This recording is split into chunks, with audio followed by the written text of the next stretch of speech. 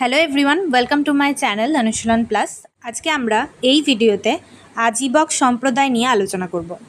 আজীবক সম্প্রদায় থেকে বেশ কিছু প্রশ্ন আমাদের পরীক্ষাগুলোতে এসেই থাকে। তো আজকে আমরা আজীবক সম্প্রদায় নিয়ে বেশ কিছু পয়েন্ট, বেশ কিছু ইম্পর্ট্যান্ট জিনিস আলোচনা করব। তো চলো ভিডিওটা শুরু করা যাক। প্রথমেই আজীবক সম্প্রদায় হলো প্রাচীন ভারতের একটি গুরুত্বপূর্ণ ও স্বাধীন দার্শনিক চিন্তাধারা। তার মানে এটা হচ্ছে একটা দার্শনিক চিন্তাধারা এবং নাস্তিক্যবাদী শ্রমণ শব্দের অর্থ হচ্ছে কঠোর পরিশ্রমী তপস্বী বা সাধক, যারা অনেক নিষ্ঠার সঙ্গে খুবই কঠোরভাবে কিছু নিয়ম পালন করে, কিছু চিন্তাধারাকে মানে। এবং নাস্তিক্যবাদী মানে তারা অন্য কোনো ঈশ্বরে বিশ্বাস করে না, তো তাদেরকে বলা হচ্ছে শ্রমণ। তো এরা ছিল শ্রমণ, এই প্রশ্নটাও আসতে পারে। এবং এটা হচ্ছে তাদের একটা স্বাধীন দার্শনিক চিন্তাধারা, এই ধরনের আন্দোলন, সেটাই হচ্ছে আজীবক সম্প্রদায়। এবার বৌদ্ধ ও জৈন ধর্মের সমসাময়িক এই সম্প্রদায়ের মূল ভিত্তি ছিল নিয়তিবাদ বা চরম ভাগ্যবাদ।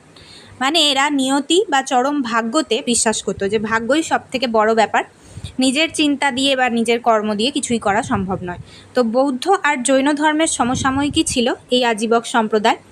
তো এই সম্প্রদায়ের মূল ভিত্তি কী ছিল? নিয়তিবাদ বা চরম ভাগ্যবাদ। পরে আজীবক সম্প্রদায়ের প্রধান বৈশিষ্ট্যগুলো নিচে দেওয়া হলো। প্রথমেই আছে প্রতিষ্ঠাতা, এটাও আসে। আজীবক সম্প্রদায়ের প্রতিষ্ঠাতাকে না মক্খলি গোশালা বা গোশাল, তিনি ছিলেন এই সম্প্রদায়ের প্রধান প্রবক্তা এবং প্রতিষ্ঠাতা। তাহলে তোমাদের যদি প্রশ্ন আসে এই সম্প্রদায়ের প্রতিষ্ঠাতাকে, মক্খলি গোশালা, যেটা এসেও থাকে। তিনি গৌতম বুদ্ধ এবং মহাবীরের সমসাময়িক ছিলেন। পরে মূল দর্শন, তাদের প্রধান বিশ্বাস ছিল নিয়তি বা ভাগ্য। তারা মনে করতেন বিশ্বজগতের সব কিছুই পূর্ব নির্ধারিত, অর্থাৎ সবই ভাগ্যে লেখা আছে এবং মানুষের কোনো স্বাধীন ইচ্ছা বা কর্মফল তা পরিবর্তন করতে পারবে না। মানে ভাগ্যে যা লেখা আছে সেটা হবেই, সেটা কোনোভাবেই কর্মের দ্বারাও পরিবর্তন করা যাবে না। জীবনযাপন, আজীবকরা ছিলেন চরম তপস্বী, তারা প্রচণ্ড সাধনা করত, তারা কঠোর কৃচ্ছ সাধন করতেন, প্রায়শই উলঙ্গ থাকতেন এবং ভিক্ষাজীবী হিসেবে জীবনযাপন করতেন। তো তাদের জীবনধারা কিছুটা এরকমই ছিল, ভিক্ষাজীবী হিসেবে তারা জীবনযাপন করত।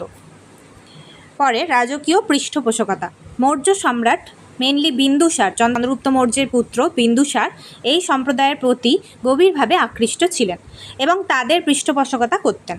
সম্রাট অশোকের আমলে ও তার পরবর্তী সময়েও এই সম্প্রদায়ের অস্তিত্ব টিকে ছিল। বিলুপ্তি, বৌদ্ধ ও জৈন ধর্মের ক্রমবর্ধমান জনপ্রিয়তা, অর্থাৎ ধীরে ধীরে করে বৌদ্ধ ও জৈন ধর্ম তো প্রসার লাভ করে এবং নিজস্ব লিখিত গ্রন্থ কালের গর্ভে হারিয়ে যাওয়ার কারণে 1400 শতকের দিকে এই সম্প্রদায় ভারতীয় উপমহাদেশ থেকে বিলুপ্ত হয়ে যায়। তার মানে যতটা বৌদ্ধ জৈন ধর্ম জনপ্রিয়তা পেয়েছিল ভারত এবং ভারতের বাইরে, ততটা এরা তো জনপ্রিয়তা পায়নি, তাই এই সম্প্রদায়টা বিলুপ্ত হয়ে গেছে। পরে এদের যে মূল বিশ্বাস নিয়তিবাদ, সেটা কি না, তাদের মূল বিশ্বাস ছিল পৃথিবীর সব ঘটনায় ভাগ্য বা নিয়তির দ্বারা পূর্ব নির্ধারিত, অর্থাৎ ভাগ্যে যা লেখা আছে, নিয়তিতে যা আছে সেটাই হবে। মানুষের কর্ম বা স্বাধীন ইচ্ছা, ফ্রি উইল, এক্ষেত্রে কোনো পরিবর্তন আনতে পারে না, এটাই তারা মানত। তপস্যা, তারা অত্যন্ত কঠোর জীবনযাপন করতেন এবং বহু আজীবক সন্ন্যাসী নগ্ন অবস্থায় ঘুরে বেড়াতেন। পরে ঐতিহাসিক গুরুত্ব, মৌর্য সম্রাট বিন্দুসার এই সম্প্রদায়ের প্রবল পৃষ্ঠপোষক ছিলেন। তো এইটা আসে যে আজীবক সম্প্রদায়ের পৃষ্ঠপোষক কে ছিল?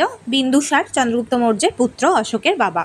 তবে ঐতিহাসিক ও প্রত্নতাত্ত্বিক তথ্যের জন্য আজীবকরা প্রধানত জৈন ও বৌদ্ধ গ্রন্থের বিবরণের ওপর নির্ভরশীল, অর্থাৎ তাদের ঐতিহাসিক প্রত্নতাত্ত্বিক তথ্য পাওয়া যাবে জৈন এবং বৌদ্ধ গ্রন্থগুলোতে।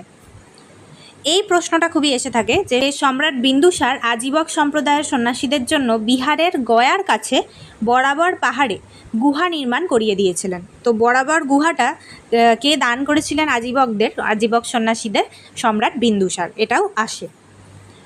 এই পাহাড়ে অবস্থিত লোমশ ঋষি গুহা এবং সুদামা গুহা সহ অন্যান্য গুহাগুলো আজীবকদের ব্যবহারের জন্য দান করা হয়েছিল। তাহলে এখানে যে যে গুহা ছিল তার মধ্যে এই লোমশ ঋষি গুহা আর সুদামা গুহা খুব উল্লেখযোগ্য। এছাড়াও অন্যান্য গুহাগুলো আজীবকদের ব্যবহারের জন্য দান করা হয়েছিল। পরে মক্খলি গোশালের জীবন ও দর্শনের প্রধান দিকগুলো হলো আজীবক সম্প্রদায়, তিনি আজীবক দর্শনের প্রতিষ্ঠাতা বা প্রধান প্রচারক ছিলেন।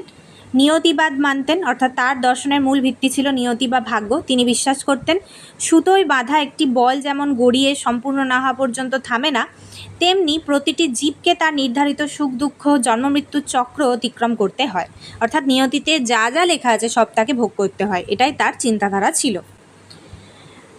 মহাবীরের সাথে সম্পর্ক। তিনি জৈন ধর্মের প্রবর্তক মহাবীর স্বামী বা নিগন্থ নাথপুত্রের বন্ধু ছিলেন, অর্থাৎ মহাবীরের আর এক নাম এখান থেকে আমরা জেনে যাচ্ছি, নিগন্থ নাথপুত্র তার বন্ধু ছিলেন। তারা প্রায় 6 বছর একসাথে সাধনা করেছিলেন, কিন্তু পরবর্তীতে মতবিরোধের কারণে তারা আলাদা হয়ে যান। অর্থাৎ মহাবীর এবং এই মক্খলি গোশালা বন্ধু ছিল, কিন্তু পরে তাদের মতবিরোধের কারণে তারা আলাদা হয়ে যায়।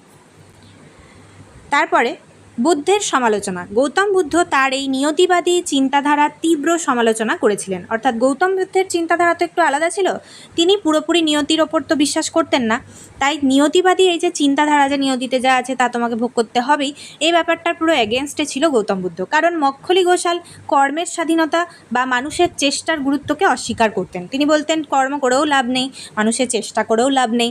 তো এইটাকে যেহেতু তিনি অস্বীকার করতেন, তাই গৌতম বুদ্ধ এই ব্যাপারটা একদমই পছন্দ করতেন না।